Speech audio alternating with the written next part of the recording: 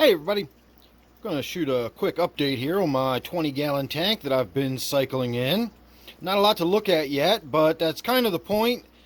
We put some fresh rocks in there, fresh out of the stream that is. I didn't sterilize them or do anything other than rub them with my hands under some running water just to get some of the crud and stuff off.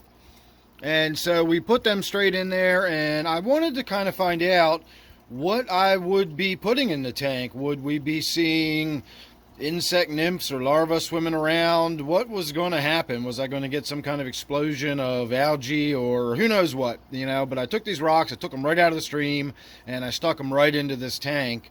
And so far, all I have seen is there's some algae growing on it. It's some weird sort of stringy algae. See if we can see it when we zoom in. You can kind of make out around the edges of it. It looks like it has this sort of pale green hair around it. That's some kind of like really weird stringy looking algae. Not too concerned about that. I'm sure if I had any kind of algae eating fish in here, that would get gobbled up very quickly. The brown diatom algae is just a sign that the tank is cycling in. That's part of the normal process. I'm not concerned about that in the slightest. The only sort of creepy crawler crittery thing I found in there is one little common either pond snail or bladder snail. I've just recently been informed that they're very similar, and I would have to kind of look closely to figure out which this one is. I can see it's got two antennae. I don't know if that makes a difference or not. But that little guy is, well, that little one, I should say, is the only living thing I've seen in the tank since putting those rocks in there. And I say that little one because somewhere over here are snail eggs. So I'm definitely going to have snails in this tank. There's no question about that. And if you've noticed the little white stringy things floating around the tank, that is not detritus worms. That's little bits of fuzz and hair. I actually used a sieve from the other room. I don't have it handy at the moment, but I use a sieve like a kitchen strainer, and I used it to clean up some stuff that had sprinkled into the tank that I'd knocked in there. And when I did that, some of the cat hair and dust and stuff that was on the kitchen sieve got in there. And that's what all that swirly stuff is. That's not detritus worms or any other kind of worms going on around in the tank. That is just from a sieve. So we know what that is. That snail so far is the only thing I can see that's gotten in the tank that has made any kind of issue. Now, as far as it being cycled, just yesterday I put some ammonia in the tank, and we're going to get to that in a moment. But that was less than 24 hours ago. Or around 24 hours ago, I should say, and that's what our ammonia test looked like. So what I did yesterday was this. Ammonium chloride. Make sure we're opening it correctly. Now, let's give that a moment to swirl around the tank.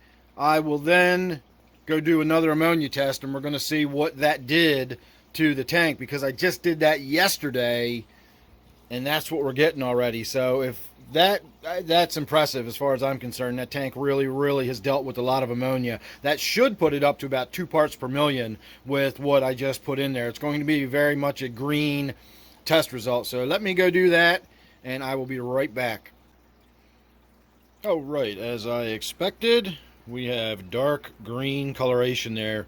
I actually never even bothered to put that up against the little chart. Doesn't matter. It's green. That's very much at least 2 to 3 parts per million. And that is exactly what I did to the tank last night. I gave it that same little couple of splishes in there. And I cannot believe this tank has dealt with that much ammonia in about a 24-hour period. It hasn't even been 24 hours yet, honestly. And then this, of course, is the sieve I was talking about. I use this usually to scrape duckweed off of my tanks, and I did in fact get some duckweed in here. If you're wondering what I got in the tank the other day, I had put a siphon hose in here from another tank and transferred some duckweed in, and I wanted to make sure I got it out. And of course, in the process of that, I picked that up off the corner of the floor, which introduced all that fuzz and dust and stuff in there. Anyway, this tank is now well cycled. It's ready for fish to go in it. At this point, I am just waiting for a piece of woodwork that I really like. I'm not ready for fish to go into this tank. I do have some in quarantine in the other room.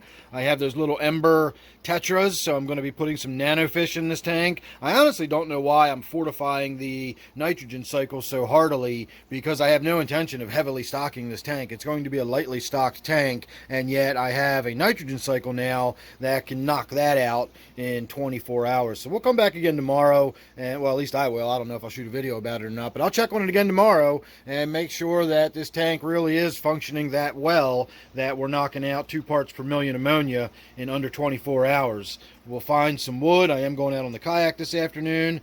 Today, however, I'm not specifically going to look for wood. It seems like every time I go out there looking for it, I can't find anything. So today, I'm finally just going to go out and enjoy myself, and hopefully where I least expect it, I'm going to look over and there's going to be my piece of wood. Now, of course, I've already just ruined it by saying that that's really my secret plan. But anyway, you get the idea. We're going to go out and have a good time on the kayak today. Hopefully, maybe I will be bringing home some wood to go in this tank. And speaking of which, don't forget to check out my other channel, Dan's Outdoors and More. If you're interested in those kind of videos, if you enjoy my outdoors videos, kayak videos, and that sort of stuff, I post all kinds of stuff over there. So there's a link down below if you're interested in that. My memberships are now available, so there's a join button, and of course you can always offer your applause if you'd like to do that too. I've got a little few ways of helping support me on my channel now. So thanks for watching this one. That always helps. Like, subscribe. Those are always the basic things you can do that help me out. They really do help. I appreciate that. And I'll see you real soon in the next one.